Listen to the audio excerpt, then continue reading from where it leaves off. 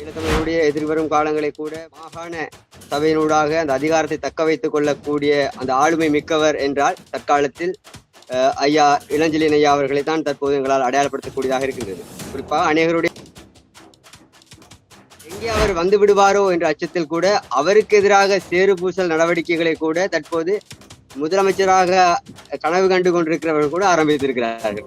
இதிலிருந்து தெளிவாக தெரிகிறது ஈழத்தமிழர்களுடைய அதிகப்படியான ஆதரவு ஐயா இளஞ்செழியன் ஐயா அவர்களுக்கு இருக்கக்கூடும்.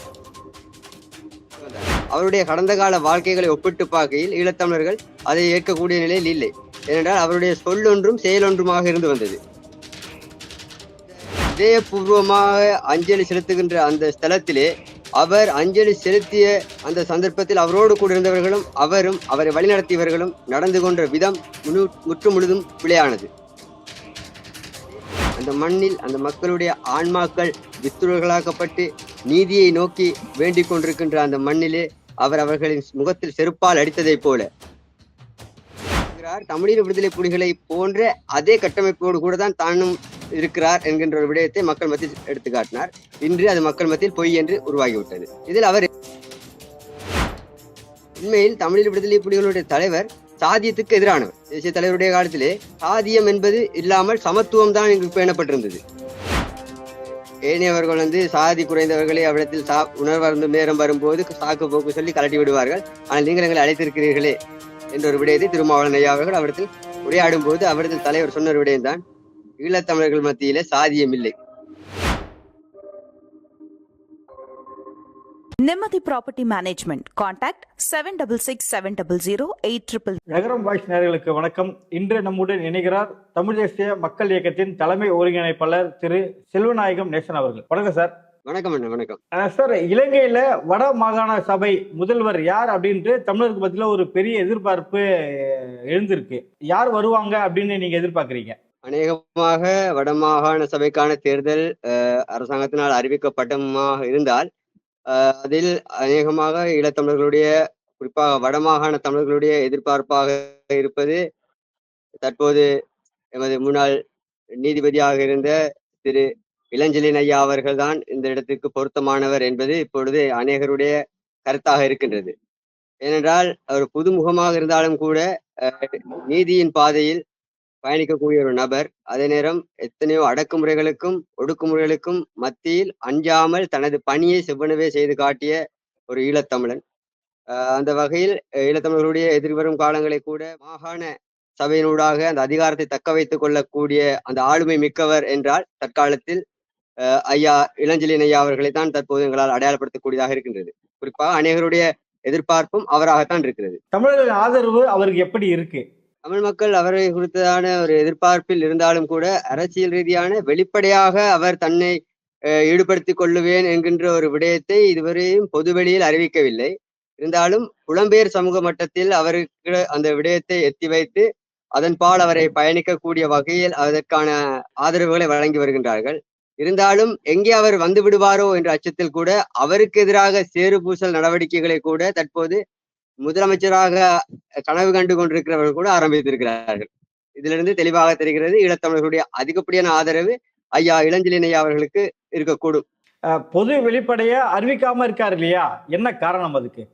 அதுக்கான காரணம் நான் நினைக்கின்றேன், அவருடைய அரசியல் பிரவேசத்தை அவர் வெளிப்படையாக அறிவிக்கும் பட்சத்தில் அவருக்கு எதிரான தரப்பினர் அவரை அதிகமாக சாடக்கூடும், தாக்கங்கள் ஏற்படுத்தக்கூடும். மற்றபடி அவருக்கான அந்த மக்கள் அவர் மீது வைத்திருக்கிற நம்பிக்கையை சிதைக்கக்கூடிய வகையில் சமூக வலைத்தளங்களில் அவதூறுகள் பரப்பப்படக்கூடும். அதே நேரம் எங்களுக்கு தெரியும், மான் சின்னத்தில் களமிறங்கியிருக்கிற முன்னாள் முதலமைச்சராக இருந்த விக்னேஸ்வரன் ஐயா இருக்கட்டும், அதே நேரம் இப்பொழுது பாராளுமன்றத்தை பிரதிநிதித்துவப்படுத்திக் கொண்டிருக்கின்ற எங்களுடைய மிஸ்டர் பீன் அர்ஜுனாவாக இருக்கட்டும், அவ்வாறான தரப்புகள் கூட முதலமைச்சருக்கான கனவுகளை கண்டு கொண்டிருக்கிறார்கள்.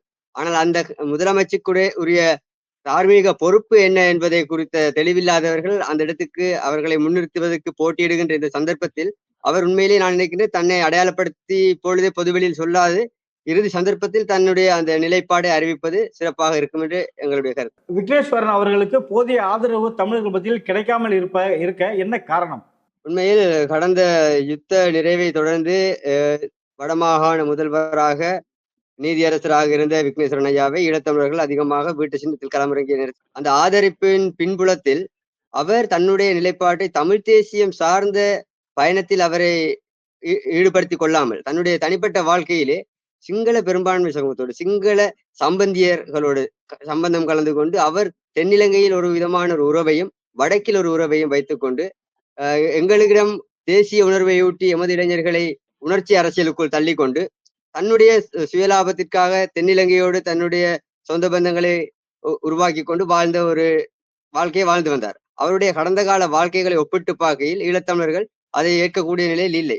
ஏனென்றால் அவருடைய சொல்லொன்றும் செயலொன்றுமாக இருந்து வந்தது. ஆக ஈழத்தமிழர்களுக்கான தலைமைகள் அவ்வாறு இருக்க ஈழத்தமிழர்கள் ஏற்க மாட்டார்கள். அதனால்தான் இன்று ஐயாவை இப்பொழுது ஓரம் கட்டி ஒதுக்கி வைத்திருப்பதற்கு காரணம். நீங்க இளஞ்செழியன் ஐயா சொல்றீங்க இல்லையா, அவர் ஒரு மாபெரும் தலைவரா வருவாரு அப்படின்ற மாதிரிதான் இப்ப இலங்கை தமிழர்கள் மத்தியில பேசப்பட்டு வருகிறது. அதாவது போராளிகளுக்கு இணையான ஒரு தலைவரா அவர் வருவாரு அப்படின்னு பேசப்பட்டு வருகிறது. அப்படி வர வாய்ப்பு இருக்கா? இளஞ்செழியன் ஐயாவுடைய தனிப்பட்ட வாழ்வியலோடு கூட ஒப்பிட்டு பார்க்கையில் அவருக்கும் ஏனைய தற்போதைய அரசியல் தரப்பில் இருக்கின்ற தலைமைகளுக்கும் இடையில் 100க்கு 100% முழுவதும் வித்தியாசம். அதாவது அவர் நேர்மையை மட்டுமே சந்தித்தவர், நேர்மையான பாதையை மட்டுமே அவர் சிந்திப்பவர்.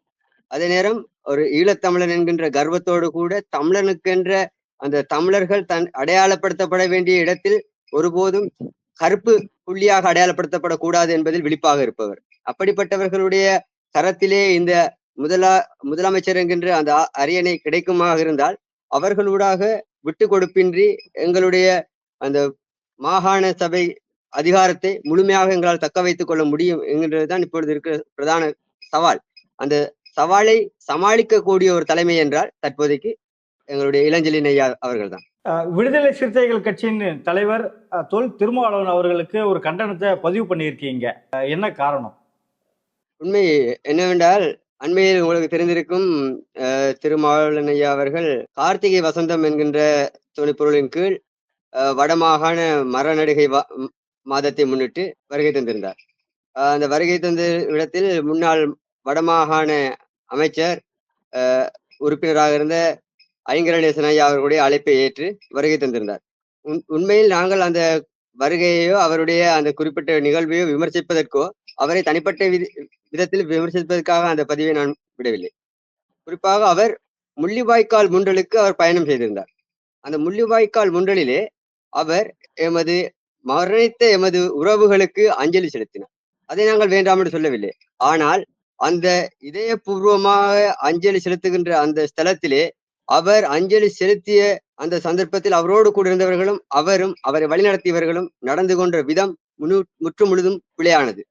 உண்மையை சொல்ல போனால் திருமாவளவன் ஐயா அவர்களை நாங்கள் எடுத்து பார்த்து கொண்டால் அவருக்குள் தமிழ் தேசியம் சார்ந்த செயல்பாடுகள் கிடையாது. அவர் தமிழ் தேசியத்தை அவர் பயன்படுத்துவது முழுதுமாக அவருடைய சுயலாப அரசியலுக்காக. ஏனென்றால் இவ்வாறு எடுத்துக்கொள்கிறேன், காணமயிலாட அதை பார்த்த வான்கோழியை போலத்தான் இவருடைய செயல்பாடுகள் இருந்து கொண்டிருக்குது. அது எப்படி என்றால் தமிழீழ விடுதலை புலிகள் என்கின்ற அந்த மாபெரும் கட்டமைப்பை ஒத்த விடுதலை சிறுத்தைகள் கட்சி என்கின்ற ஒரு கட்சியை அவர் உருவாக்கி மாயமான ஒரு பிம்பத்தை உருவாக்குகிறார். தமிழீழ விடுதலை புலிகளை போன்ற அதே கட்டமைப்போடு கூட தான் தானும் இருக்கிறார் என்கின்ற ஒரு விடயத்தை மக்கள் மத்தியில் எடுத்து காட்டினார். இன்று அது மக்கள் மத்தியில் பொய் என்று உருவாகிவிட்டது. இதில் அவர் பார்ப்பது அவர் ஒரு சாதிய அரசியல் பின்புலத்திலிருந்து அவருக்கான ஒரு கதிரையை, அவருக்கான ஆசனத்தை, அந்த பாராளுமன்ற உறுப்புரிமை தக்க வைப்பதுதான் அவருடைய பிரதான எதிர்பார்ப்பு. அவரை பார்த்தீர்கள் என்றால் தமிழீழ விடுதலை புலிகளுடைய கொள்கை கோட்பாடுகளை உட்பட்டவர் கூட தன்னை காட்டிக்கொண்டாலும் ஒரு சாதிய கட்சியின் தலைவர். உண்மையில் தமிழீழ விடுதலை புலிகளுடைய தலைவர் சாதியத்துக்கு எதிரானவர். தேசிய தலைவருடைய காலத்திலே சாதியம் என்பது இல்லாமல் சமத்துவம் தான் இங்கு பேணப்பட்டிருந்தது.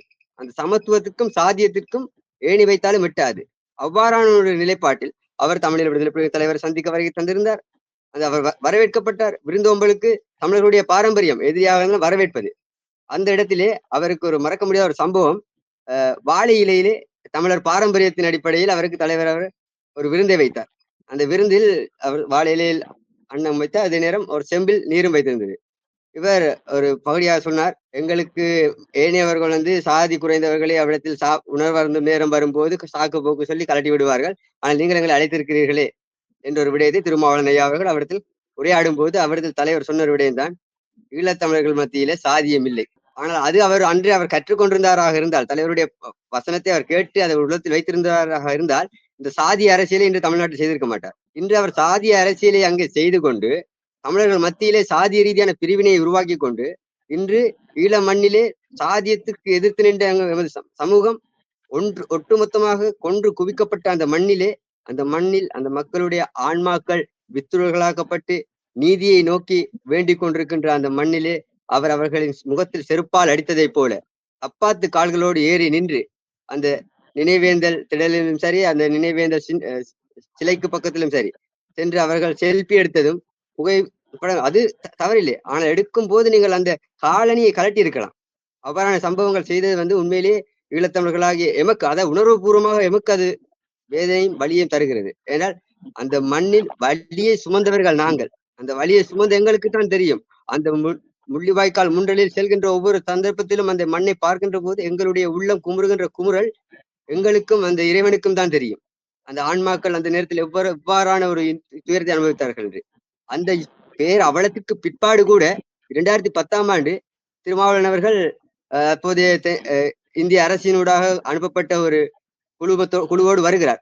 மஹிந்த ராஜபக்ச அவர்களை சந்திக்கிறார், அதே நேரம் கோட்டாவை சந்திக்கிறார். எங்களுடைய அப்போது இருந்த பாதுகாப்பு அமைச்சர் கோட்டா, அதே நேரம் பொருளாதார அபிவிருத்தி அமைச்சர் பசில் ராஜபக்ச இவர்களை எல்லாம் சந்தித்து மெனிக்பாம் வருகிறார். மெனிக்பாமுக்கு வருகை தந்து அங்கு ஒரு பொதுமகனோடு கூட அவர் உரையாடுவதற்கு தயாராக இல்லை, உரையாடவும் இல்லை. யாழ்ப்பாணத்திலே பொது ஊடக மண்டபத்திலே ஒரு ஊடக சந்திப்பு நடந்தது. அதில் கூட அவர் ஊடகங்களுக்கு கருத்து தெரிவிக்கவில்லை, வாய் மூடி மௌனியா இருந்தார். அதைத் தொடர்ந்து மீண்டும் கொழும்புக்கு சென்று ராஜபக்சக்களை சந்தித்து மஹிந்த ராஜபக்சக்கு அவர் ஏற்கனவே கக்கத்தில் அடித்து கொண்டு வந்திருந்த அந்த பொன்னாடியை போர்த்து கௌரவிக்கிறார். அது அவருடைய தனிப்பட்ட கௌரவமாக இருக்கலாம். ஆனால் அவ்விடத்தில் ஒரு விடயத்தை அவர் என்ன செய்கிறார் என்றால், இனப்படுகொலை செய்த தமிழ் இனத்தை அழித்த இனப்படுகொலையாளிக்கு பொன்னாடை போற்றி கௌரவித்த அந்த திருமாவளவன் இன்று அந்த இனவழிப்பு செய்யப்பட்ட அந்த திடலிலே சென்று மாலை வைப்பதா விளக்கேற்றுவதா? இது முற்று முழுதுமாக உலகத் தமிழர்களையும் ஈழத்தமிழர்களையும் தமிழ்நாட்டில் இருக்கின்ற ஏனைய தமிழர்களையும் ஏமாற்றி இவ்வாறான முயற்சிகளை அவர் எடுத்து வருகிறது எங்களுக்கு தெளிவாக தெரிகிறது ஐயா. இதை நாங்கள் ஒருபோதும் அனுமதிக்க தயாராக இல்லை. அதுக்காகத்தான் அந்த கண்டனத்தை வெளியிட்டது. அவர் ஒரு சாதிய தலைவர் அப்படின்னு சொல்லிங்க. ஆனா அந்த சாதிக்கான இங்க ஒடுக்கப்பட்ட நிலை இங்க அதிகமா இருக்கு.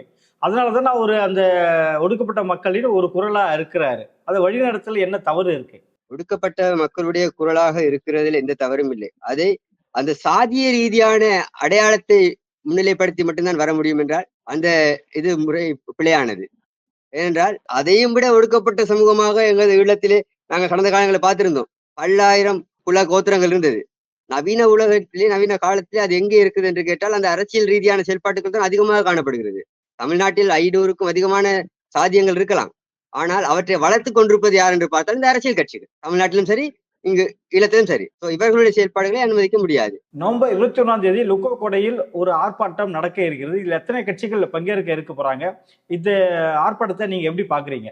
எதிர்வருகின்ற 21ஆம் திகதி நடைபெற இருக்கின்ற எதிர்கட்சி அரசியல் தரப்பினருடைய அந்த எதிர்ப்பு ஆர்ப்பாட்டத்திலே ஈழத்தமிழர்கள் பங்களிப்பு செய்ய வேண்டிய எந்த அவசியமும் கிடையாது. ஏனென்றால் அன்றைய தேசிய தலைவர் தீர்க்க தரிசனமாக கூறியிருந்தார், ஈழத்தமிழர்கள் எங்களுக்கு எதிராக எடுக்கப்படுகின்ற ஒடுக்குமுறை ஒரு நாள் சிங்கள மக்களுக்கு எதிராக திரும்பும், அப்போது நீங்கள் இந்த சிங்கள அரசுக்கு எதிராக நீங்கள் எழும்புவீர்கள் என்று சொன்னார். அது இன்று நடந்து கொண்டிருக்கின்றது அரசியல் ரீதியாக.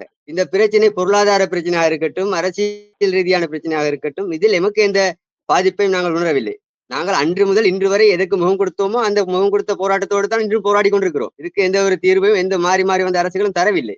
அதை நாங்கள் எமது போராட்டத்தை நாங்கள் தொடர்ந்து கொண்டு போய் கொண்டிருக்கிறோம். இப்பொழுது தென்னிலங்கையில் இருக்கின்ற இந்த போராட்டங்களுக்கு நாங்கள் வலிந்து சென்று ஆதரவு அளிக்க வேண்டும் என்கின்ற எந்த ஒரு கட்டாயத்திலும் ஈழத்தமிழர்கள் இல்லை. என்றால் இந்த அரசுக்கு எதிராக வருகின்ற ஆர்ப்பாட்டத்தில் நாங்கள் ஆதரவு அளித்தோம் என்கின்ற ஒரு காரணத்துக்காக இலங்கை தீவிலே ஈழத்தமிழன் ஒருவனை பிரதமராகவோ அல்லது ஜனாதிபதி ஆசனத்திலேயோ வைத்து அழகு பார்ப்பதற்கு அவர்கள் தயாராக இல்லை. அவ்வாறு நீங்கள் இருக்கும்போது உங்களுடைய அந்த போராட்டத்தில் நாங்கள் பங்களிப்பு செய்ததை நாங்கள் பெறப்போகின்றோம். எங்களுக்கு எந்த விதத்திலுமே உரிமைகள் இல்லை, உரிமை மறுப்புகள் தான் தொடர்ந்து இருக்கின்றது என்றால் அந்த இடத்தில் நாங்கள் அந்த போராட்டத்தை வென்று கொடுப்பதற்கு இன்னொரு தரப்புக்கு நாங்கள் ஆதரவு தெரிவிக்க தேவையில்லை. நாங்கள் எங்களுடைய இனம் அளிக்கப்படும் போது எவ்வாறு நீங்கள் பார்வையாளர்களாக இருந்தீர்களோ அதே போன்று இந்த சந்தர்ப்பத்தில் நாங்கள் பார்வையாளராக இருந்து வருகின்ற விடயங்களை பார்த்து எங்களுக்கு தேவையான விடயத்தை நாங்கள் நகர்த்தி கொண்டு செல்கின்றோம். அந்த நிலைப்பாடு ஈழத்தமிழர்கள் அநேகமானோர் தமிழ் அரசியல் கட்சிகள் கூட அந்த நிலைப்பாட்டில் தான் இப்போது இருக்கின்றார்கள். இலங்கை அரசியல் குறித்து பல்வேறு கருத்துக்களை பகிர்ந்த நம்பிக்கை மிக்க நன்றி சார். நன்றி ஐயா.